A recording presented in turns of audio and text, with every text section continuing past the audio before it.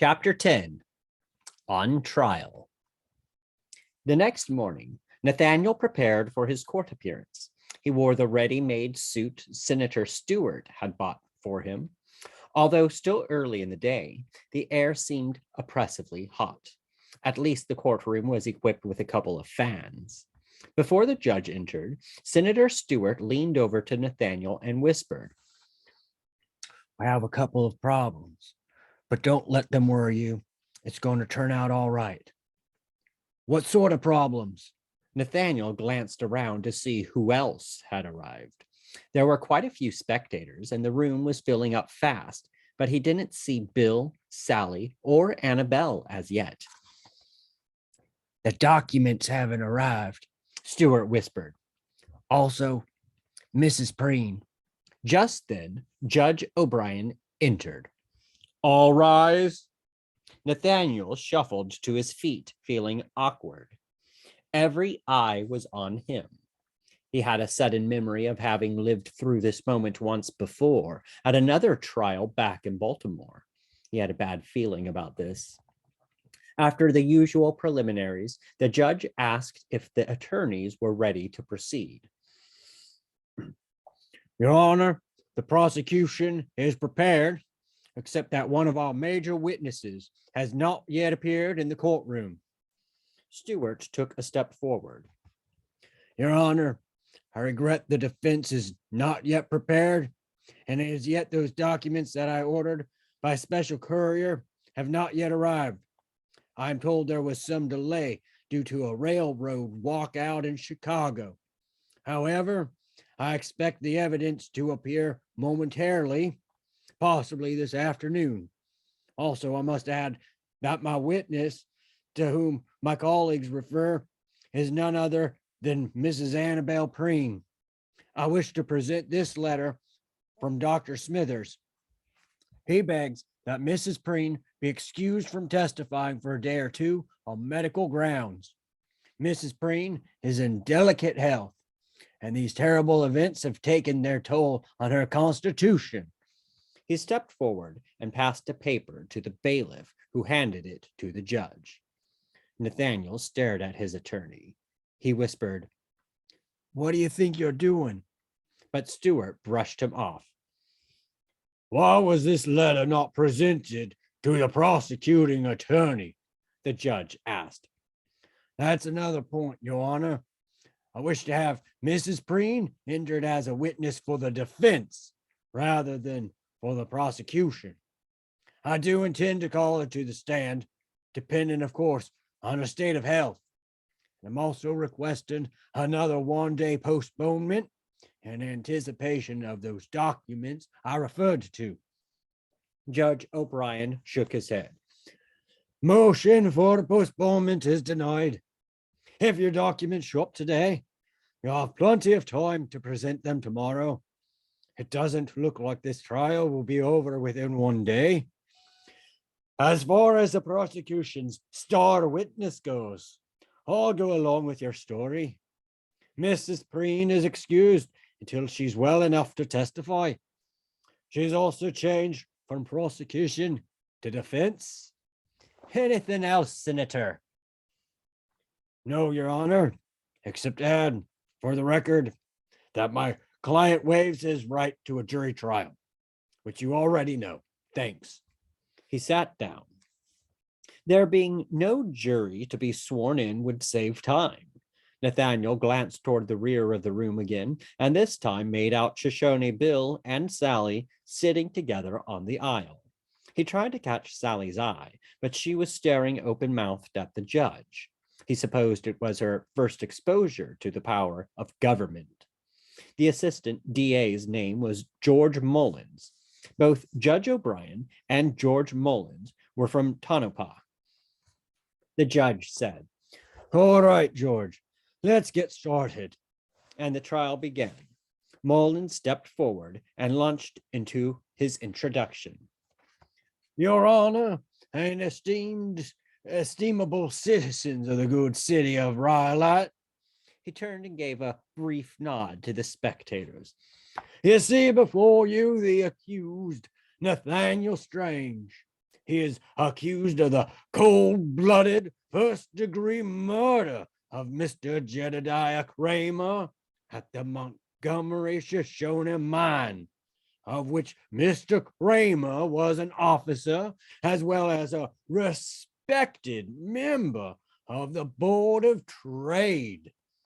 Nathaniel had already begun to tune the man out, knowing what he would say. He glanced at Stewart, who merely looked straight ahead. Nathaniel wanted to ask the man once again why all this was necessary. He wanted to stand up and say, I did it. I caused this man's death. I thought to steal away his wife. I threatened to ruin him. I drove him to the brink of desperation so that now he's dead. Whatever Milton's crimes were against Annabelle, against me, or against others, what I did to him was worse. I'm alive and he is dead. Punish me as you see fit. But he kept his mouth shut. He didn't want to hang, but he felt a deep calm come over him. He was sad only for Sally and for Annabelle. Finally, Mullins was finished and sat down. Senator Stewart rose to his feet. Your Honor, I will forego any opening remarks with your indulgence. He sat down again. Nathaniel blinked in some surprise. He had been expecting some sort of long-winded speech, perhaps about how Kramer was a despicable character, and this had been a matter of self-defense. Now, Nathaniel was completely in the dark about his intentions. Mullins called his first witness. Your Honor, I call Constable Sims. Nathaniel recognized the man who had arrested him. He marched to the front of the room, wearing what was likely his best uniform, and was sworn in. He sat down, and Mullins asked him about the night of the arrest. Nathaniel wasn't surprised to hear him repeat the confession he'd made on the spot. Was anyone else a witness to this confession? Mullins asked. Sure, Shoshone Bill and the two ladies. No further questions. Stewart stood up to cross-examine, but didn't go forward. Constable Sims, why did you not obtain a written, signed confession on the night in question? The constable shrugged. No secretary. It was her day off. There wasn't nobody to write it down or type it up. I was going to have her do that later, but then you showed up. Thank you, Constable. No further questions. He sat down again.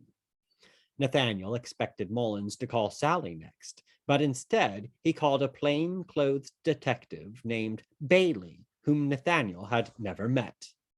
He was sworn in, and Mullins asked him, Detective Bailey, you were the investigating officer on this case. Is that correct? The witness agreed. Would you describe the crime scene as you found it? Bailey cleared his throat and folded his arms. Well, sir, I'd say it was a grim scene. Blood all over the floor. The victim was lying there with one gunshot wound to his chest. Stewart jumped to his feet. Objection, Your Honor. The detective could not know it was a gunshot wound, there being as yet no autopsy. Sustained, though I don't know what difference it makes. A few giggles ran through the audience. O'Brien rapped his gavel. Order in the court. You observed a wound of some sort to the victim's chest? Mullins said. The witness agreed he had. Did you notice any other wounds on the victim's body? No, sir, Mullins said. The autopsy report will be introduced in evidence, Your Honor. It will show that Mr. Kramer expired by way of a single gunshot to the chest, which perforated a major artery. A .38 caliber bullet was recovered. Proceed, George. Did you recover Did you recover a weapon at the scene? Mullins asked. Sure. A 38 caliber nickel-plated revolver. Oh, Webley Fallsbury. It was found in the pocket of the accused, which I mean to say, the constable recovered it before I arrived. Mullins reached into a leather bag and withdrew a gun with a paper tag attached to the barrel. Would this be the weapon you found, detective? Bailey peered at it. Must be. There ain't too many of those weapons around here in the States. Yeah, it's the same gun, all right. And what else can you tell us about this weapon, detective? Well, sir, just that I examined it and observed one round had been fired recently. That's about all I can think of. Your Honor, the weapon is entered as Exhibit A, Mullins said. Then, your witness, he said, turning to Stewart. Again, Stewart rose without going forward. Detective Bailey, were any fingerprints recovered from the gun? No, sir. We tried, but there is too much oil on it for prints. No more questions. Then Mullins launched into a long-winded summary of the points already covered and what he planned to disclose later. He cited legal points about verbal confessions and hearsay evidence. Nathaniel's mind wandered again. He studied the slow rotation of the electric fans. Mullins, it seemed, did like to go on and on. Finally, the judge rapped his gavel and ordered a lunch break. Stewart took Nathaniel over to the Newton Grill and ordered sandwiches and beer. Nathaniel was surprised to discover he was hungry. What's going on? Nathaniel asked in a low tone. How could Annabelle be a defense witness? Is she going to implicate Sally? I can't believe she'd do that, even for me. Stewart shook his head. Not a bit of it. Don't worry, my friend. Everything's under control. Here, your real estate agent, Mr. Fish, asked me to pass this to you. Since I don't know what's inside, I'm not breaking any laws. Some sort of business information, I assume. He passed a small envelope across the table. The only address was Nathaniel. It was Annabelle's handwriting. Nathaniel tore open the seal at once. Nathaniel, whatever happens, I want you to know that being with Sally has been a joy and delight. I don't know how I would get through this trial without her friendship. She is the daughter I always wished for. True, the girl has some rough edges, and she has been associating with uncouth persons, but she has a heart of gold and means only good. I'm sure she will turn out well. She has told me how you helped her without attempting to alter her character. I shall not try either, because I would fail. But I believe she will accept some guidance from me, poor as it may be. She is a bright and talented child who needs only to learn a few rules, just as you taught her the rules of perspective to help her talent in drawing. But enough of Sally. Once again, I wish to make my amends for having believed ill of you. After your trial, I was at a loss what to do. As you know, I took refuge with my sister for a time. It seemed my life held no meaning. Then I thought to forget myself in devotion to service for others.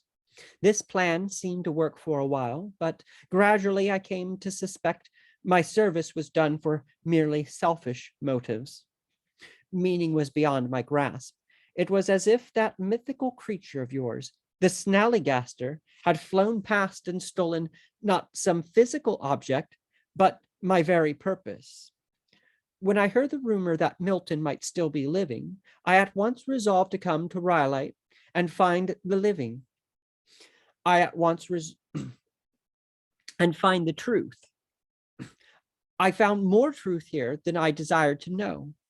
Once more, I questioned my purpose. Sally is my only ray of light. She and my determination not to see you suffer for the crimes of others. I can say no more in writing, but I look forward to the time Soon, I trust, when I shall pour my heart out to you. Till then, have courage. The letter was unsigned. Nathaniel glanced at the senator, who had been studiously consuming a bowl of chicken soup while Nathaniel read. Nathaniel folded the paper, replaced it in the envelope, and slipped it into an inner pocket. Puzzled, he wondered how Annabel might think she could help him without putting Sally in danger. He could ask the senator, but he strongly doubted the man would know what was in her mind, nor could he ask anyone else. He barely nibbled at his corned beef sandwich. Back in court, Judge O'Brien had another question for Detective Bailey, who was recalled to the stand. Detective, the judge said, you identified this weapon as a Webley Fosbury. He held up Exhibit A with the paper tag dangling from its barrel. Yes, sir. Your Honor, I mean. And you mentioned it's an unusual weapon to be found in the United States. Yes, Your Honor. At least out west. And there might be a few back east. It's a Brit gun, made in England, you see. Yes, I see. The judge looked at the weapon up close, testing the hammer action with his thumb. And would you explain to the court what is unusual about this weapon, aside from being made in England?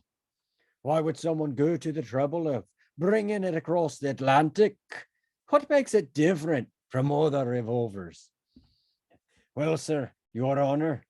Bailey seemed to puff himself up with the importance of his expertise. It's what we call an automatic revolver. It's recoil operated, you see, which means the cylinder is turned by gas pressure instead of trigger pull. That makes the pull a great deal lighter, which improves accuracy. Also makes it a good lady's weapon. O'Brien put down the gun. A good lady's weapon, of course, because of the light trigger pull. Thank you, Detective. I just wanted to clarify. Nathaniel glanced around at Sally in the back of the room. She stared straight ahead with no particular interest showing on her face. Nathaniel wondered what O'Brien was thinking. He remembered that Sally had once told him about the gun. She'd been talking one day about her departure from Bible school, that she broke into the headmistress's office in the middle of the night looking for money. She'd found a few dollars in the desk. She'd also found the gun and took that. Nathaniel had wondered at the time why the headmistress of a Bible school would keep a gun in her desk. Then he reflected that perhaps it was to protect herself from girls like Sally. Not that he'd said it out loud. The prosecution calls Shoshone Bill to the stand. Nathaniel snapped back to the present and watched Bill walk to the front and raise his right hand without ever glancing toward the defense table. When he was seated, Mullins said, Now, Bill, would you say you're on friendly terms with the defendant?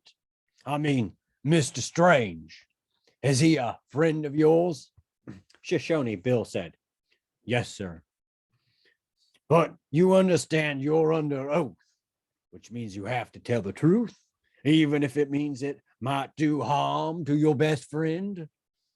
Bill never blinked nor shifted in his chair. I don't lie, oath or no oath. Mullins chuckled, as if Bill had just made a joke. Well, all right then, so long as we understand each other. Now, here's my question, Bill. Were you with Mr. Strange the night Mr. Kramer was shot? Sure, I was. Mr. Strange asked me to go with him. He asked you to go and see Mr. Kramer with him. Did he say why? Said he wanted a witness. At that, Mullins looked slightly puzzled, as if this was an unexpected answer, but he recovered quickly. Okay, Then you were a witness when Mr. Strange approached Mr. Kramer's cabin and went inside. Is that right, Bill? Sure. All right. Please tell the court exactly what you saw. Bill shrugged. Saw Mr. Strange go down and knock on the door. Then he opened and went inside, closed the door behind him. That's all I saw. Oh, and did you hear anything? Any sounds? Sure. I heard the stamping mill. It makes a racket. Yes. Did you hear anything else, Bill? Bill hesitated and glanced at Nathaniel, who gave him a quick wink.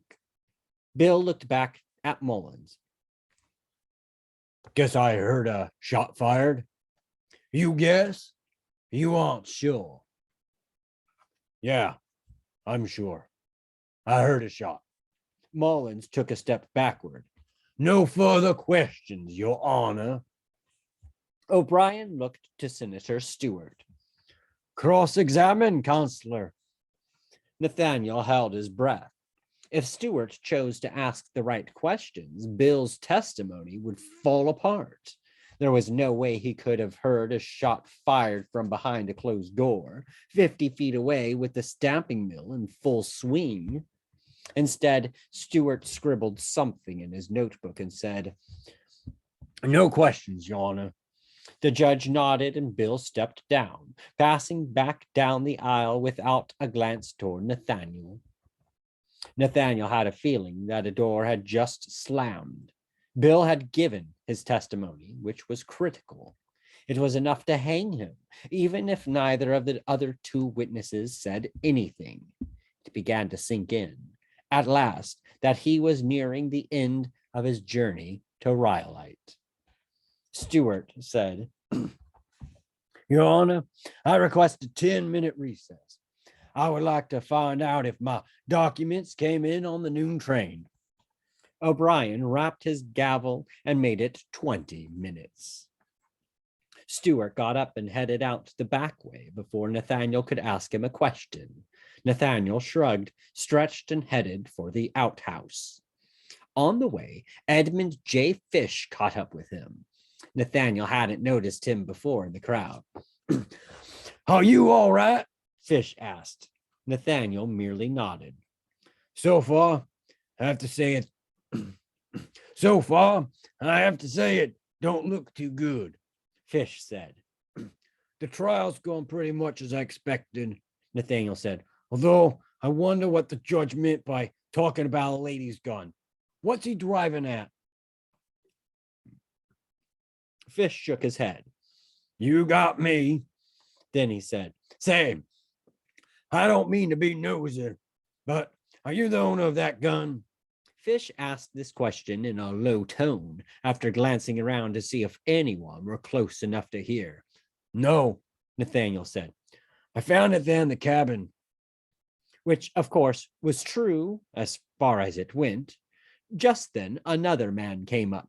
It was Hernandez from the Herald. Mr. Strange, any thoughts you'd care to share about the trial? Only that I expect I'll be found guilty.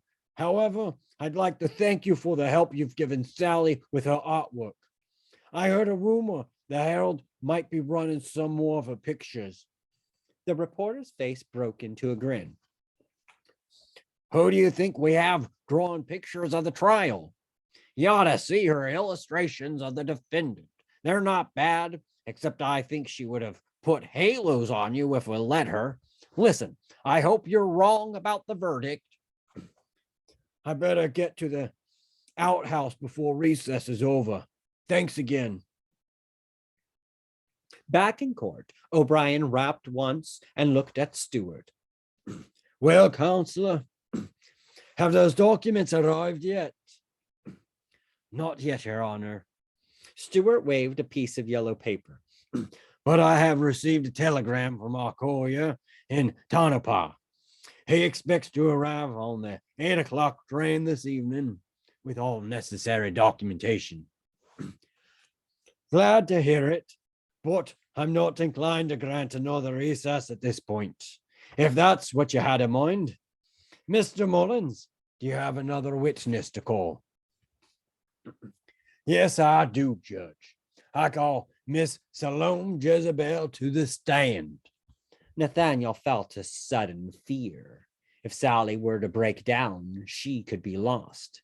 He avoided turning his head as she came marching up the aisle, but he saw her out of his side vision. Perhaps marching was not the right word. Sashaying would be more accurate. She wore a white dress trimmed in pink, with lace at the ankles and pinched in at the waist. Somehow her small breasts were pushed up and outward. Nathaniel had a feeling Madame Lamar had been involved in dressing her for the courtroom. Despite his fear, he felt himself suppressing a grin. She was sworn in and flounced into the witness chair. Mullins cleared his throat. Suddenly, he had an awkward look, as if unsure how to handle this witness. Now, Miss Jezebel, may I call you Salome? Sally. She simpered at him, giving him a sort of look she'd never favored Nathaniel with. Sally, then. He cleared his throat. You were present at the time Mr. Kramer was killed? I think I was. You think? Don't you know? Now her features turned serious. I don't remember much, sir. I truly don't. It was such a shocking thing. She pronounced the word as thing. It was too horrible to contemplate, sir. I mean to say, I've had nightmares ever since. Her southern drawl was becoming more pronounced with each sentence. But I really don't recall it all clearly, sir. I don't. Nathaniel was proud of her. She showed no signs of breaking. Mullins looked frustrated. He began repeating the same questions, his voice going up gradually in pitch and speaking faster. Sally kept saying she couldn't remember. Finally, she looked about to burst into tears. Knowing Sally as well as he did, Nathaniel considered it a fine act indeed. In the end, it was Mullins who gave in. He threw up his hands. Your Honor, I have no further questions of this witness at this time. He stepped down. Senator Stewart rose to his feet. Your Honor, I believe Miss Jezebel should be commended for holding up as well as she has. The defense has no questions. The judge looked at Sally. She favored him with what appeared to be a brave smile. He said, Oh, I have one question of my own. Miss Jezebel, exactly what is your relation to the defendant? Are you actually blood relatives? He's my uncle, she said without hesitation. Oh, I see. And I guess you don't want to see your uncle go into jail. Isn't that right? No, sir, I don't. No, of course not. Tell me, Sally, would you tell a lie to save your Uncle Nathaniel? She nodded. Yes, sir. I mean, I might. Are you lying now, Sally? No, sir. The judge gave a thin smile. I hope you're telling the truth. You may step down, Sally. Her trip back down the aisle was more subdued, her gaze directed at the floor. The pendulum clock on the wall made the only sound, the slow talk of time running out. Judge O'Brien looked at Mullins and merely raised his eyebrows. Mullins said he had no other witnesses to call unless the court wanted to hear from the coroner. That won't be necessary unless some other question should arrive. Senator Stewart. Senator Stewart, are you prepared to call your witnesses? Stewart got slowly to his feet. Defense has only one witness, Your Honor. During recess, after receiving the telegram I mentioned earlier, I sent an urgent message to Mrs. Preen, requesting her presence, provided she feels well enough to testify. I'm told she is now here in the waiting room. I therefore call Mrs. Annabel Preen to the stand. O'Brien nodded to the bailiff, who hurried to hold the door open. Annabel came in. Nathaniel, shocked, looked at Stuart. He whispered, What the hell? Stuart didn't seem to hear. Nathaniel turned to look at Annabel as she came down the aisle. Every head in the courtroom turned in her direction. Her face was nearly as white as her dress. She walked slowly, as if forcing herself forward through some vicious fluid. At one point, she stumbled and seemed nearly to fall. Nathaniel attempted to stand, but O'Brien's hand on his shoulder pushed him back down. Nathaniel felt like shouting, Stop this trial. I did it. Find me guilty. He could not have said why he remained silent, except he could not find his breath. Annabel was sworn in and sat in the witness chair. Only then did she favor Nathaniel with one glance. In that moment, her expression seemed filled with terror. He felt a sympathetic fear. This was the end of the journey. Stuart stepped forward. He said in a low, gentle voice, Thank you for coming down to the courtroom today, Mrs. Preen. May I ask how you're feeling? Her voice was a whisper. Stuart said, Let the court show that the witness responded not well. Now, Mrs. Preen, there's nothing to be afraid of. Just try to speak up so that folks can hear you, all right? Now, I really have only one question I want you to answer. The question is this. Did you know the man known as Jedediah Kramer at any time before your arrival in Rhyolite? Annabel whispered something, then repeated in a louder voice that nearly cracked. Yes, sir. And how had you known this man before your coming here? She made an effort to speak up, this time in a voice almost too loud. He was my husband back in Baltimore. I see. And did he have the same name when he was married to you? No, his real name was Milton Preen. At this point, Mullins jumped up. Objection, Your Honor. I fail to see the relevance. Stuart interrupted. Relevance will become clear when I introduce the documents I referred to earlier, Your Honor. May I proceed? Oh, objection overruled. Proceed, please. O'Brien leaned forward, looking interested. Nathaniel noticed that everyone else in the room was doing the same. Thank you, Your Honor. Mrs. Preen, you are prepared to testify under oath, then, that the man known as Jedediah Kramer was in fact your husband, also known as Milton Preen. Is that correct? Annabel nodded, then said, Yes, sir, in a voice that cracked again. Your Honor, that is all the questions I have of this witness. Now Mullins got to his feet. He approached Annabel slowly, as if circling in for a kill. This was the moment Nathaniel had been dreading. He had no idea why Stuart had called her to testify. He had a feeling Mullins was about to cross-examine her until she fell apart and spoiled everything. Now, Mrs. Preen, Mullins started off gently. Why exactly did you come to Rhyolite in the first place? Annabel looked him squarely in the eye. I had heard my husband might still be alive. I had to make sure. The only way was to come and see for myself. Your husband. Then you were still married to him, or believed you were? We were never properly divorced. I see. And why did you and Miss Jezebel go to see Mr. Kramer or Mr. Preen on the night in question?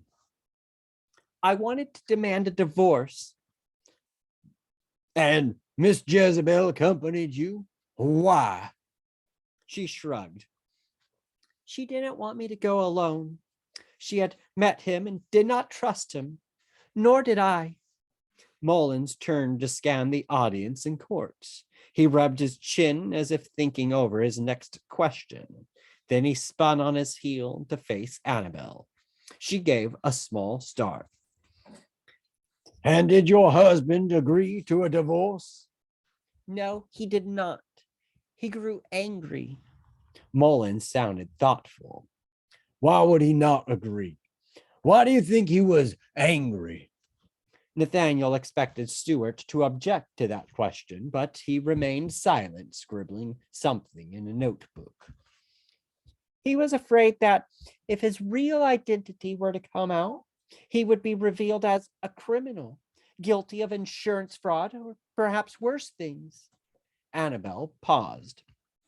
He was also a jealous man. Ah, and of whom was he jealous, Mrs. Preen? Now Mullins' voice held a sharp edge. Annabel hesitated. For a moment it seemed she might not answer. Then she said in a steady voice, "In this particular case of Mr. Strange." Mullins looked pleased with that answer. He said suddenly, Mrs. Preen, did you see who shot your husband? Annabel answered immediately, "No, I did not." She looked right at the prosecutor. Her voice had the ring of truth. Nathaniel thought to himself, Of course you didn't see. He was trying to choke you, and your eyes were closed. Ah, again, Mullins scanned the audience. I suppose you will say the event was so shocking you have no memory of it. Just like Miss Jezebel. Well, I shan't press the question to you. I certainly wouldn't want to be the cause of your breaking down on the witness stand. No further questions, Your Honor. Annabel was dismissed. She walked to the rear without glancing in Nathaniel's direction. He was mystified. He wasn't sure what was going on. She had performed on the stand better than he'd thought she might, but Stewart's questions seemed pointless. And Annabel's testimony had served only to establish a motive for the crime. He made up his mind to demand an explanation as soon as this session was over. Anyway, it was looking more and more to him like a sure conviction, which, after all, was what he wanted. He realized that Stewart and O'Brien were speaking, and he hadn't been paying attention. Very well, Senator, O'Brien was saying. You have one last chance to produce these famous documents of yours. If they are not in the court tomorrow morning, I shall have to render my verdict. Of course, you may have a chance to appeal later, if you so desire. He rapped his gavel and left the bench. Nathaniel got the feeling the man was headed for a cold beer. Again, Stewart refused to discuss anything with him after court. On his way out of the Union Hall, neither Annabel nor Sally were anywhere to be seen. Nathaniel considered getting some beer himself. It might be his last chance, after all. But instead, he decided to head straight for his room at Madame Lamar's. When he got to the house, he found Shoshone Bill waiting on the front steps. A cool breeze had sprung up. This was the end of August, first hints at the death of summer. Nathaniel decided to enjoy the air rather than go inside. He sat down next to Bill. For a few minutes, they both sat in silence, watching the street. I can't go away till after the trial, Bill said, but it looks like it's going to be over tomorrow. I think you're right. You're going away then? I got that girl of yours, Sally, to write a letter for me to my brother in Tucson. We're buying a ranch with that money. We got one picked out. It comes with 10 head of cattle and some horses. Falling Star's coming with me. That's fine, Bill. That's really fine. I hope you and your brother both prosper. Pediment Joe wants to send me a wife once we get set up. Me, I'm not so sure about the idea. Nathaniel laughed. Sounds good to me. I just hope she's a good cook. Bill stared into space, not laughing. Whatever happens, I guess I won't see you again. You didn't shoot Mr. Kramer, but you think you killed him. Nathaniel was startled at the change of subject, but his answer was as direct as Bill's question. Yeah, Bill, it was I who killed him. I own that. Bill got to his feet. I thank you for all you done, Mr. Strange. Goodbye now. He turned to go. Strange jumped to his feet. Wait, Bill! As Bill paused, Nathaniel stuck out his hand. Bill gave him a blank look. Nathaniel seized his right arm and pumped his hand. Thank you for saving my life, Bill. Bill looked bemused. When Nathaniel let go his hand, he turned his own palm over to examine it. First time a white man ever shook hands with me, he said. Then he turned and was gone. That evening, Nathaniel had supper with Madame Lamar and only 2 of her girls. The others were all occupied elsewhere. He picked out his food, thinking of other matters. The madam asked him if he was nervous about the trial. No, ma'am, he said. Just feeling a little sad. Where's Death Valley Scott today? She was buttering a hot roll. Went back to California again. Scotty never stays in one place too long. Seems like everybody's leaving. Omar and Kathy, Shoney Bill. That ain't exactly everyone, but I know what you mean. Nobody around here seems to stay long. Did you hear what the miners are saying about Mr. Kramer? What are they saying? She was concentrating on her roll. That he never should have gone down to inspect the mine. Man like that can bring bad luck, pinch off the gold vein, or maybe bring on an accident. Yeah, I heard that. Your supper's mighty fine, madam, but I just don't have any appetite. I believe I'll go for a walk. He pulled the napkin from his collar and left the table. Once outside, he decided to walk out toward Bullfrog in the opposite direction from the mine. On the way, he walked past his storefront. The windows remained dark, except in back where a single light shone. He thought of going around to knock, but thought better of it. He kept on walking. Out this way, the air held a certain quiet. The bright moon glittered, and the air felt cooler on his brow. A good night for walking in the desert.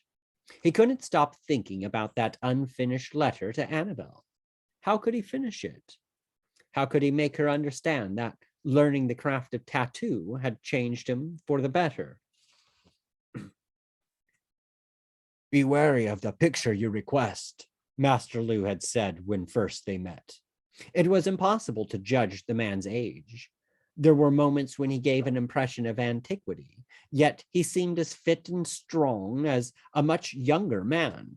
Nathaniel had heard somewhere that Orientals didn't get as many wrinkles as white men. He didn't know if that was true, but he envied the man's radiant health. Nathaniel asked him to explain the meaning of his warning. Master Lu was dressed entirely in black, with short sleeves that revealed intricate designs on both arms. He pointed to a picture of a running horse on the wall of his studio.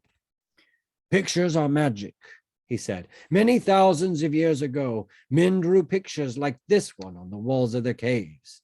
It was to attract the horse. You understand? Magic. The picture of the horse planted the idea of the horse in the hunter's mind, and the horse came.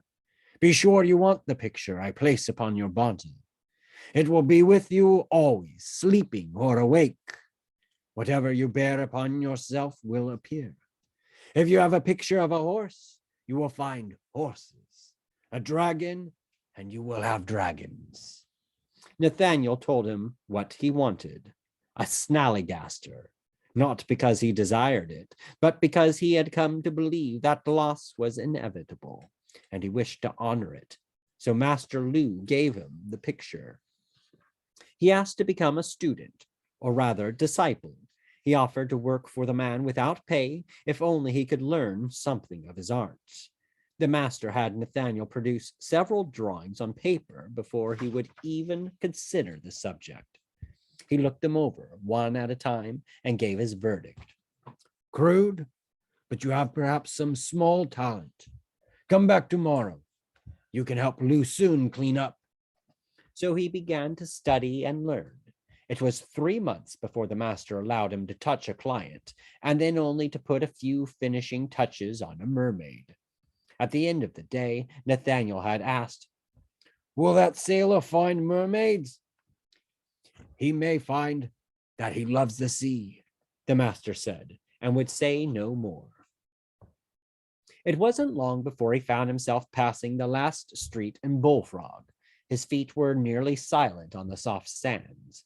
For the first time, he thought he was seeing the real beauty of the desert.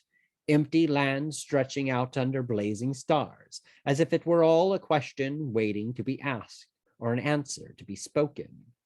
He knew he might never pass this way again. He walked until he could barely make out the lights of town. Then he found another big Joshua tree. It was waiting there to welcome him. He sank down on the sand beside it and buried his face in his hands. After a while, he fell asleep. He dreamed that Milton's ghost came to him. He came strolling across the desert with the water skin across his shoulder and the rifle in his hand, like that other time. He walked right up to Nathaniel and stopped, staring at him. It's your fault, he said. It's all your fault. I'm dead. You were going to take away my woman. Then you couldn't leave things be. You wouldn't learn your lesson. You had to keep on meddling. It's your fault she shot me. You're right, Nathaniel said. I admit it. I'm responsible. But there's one thing you got wrong. Yeah, what's that? Nathaniel made a sudden grab for Milton's rifle. He got it away from him and aimed at Milton's head. It wasn't her. It was me that shot you. He pulled the trigger and Milton disappeared. Now it's done. He made to throw away the gun, but it too had vanished.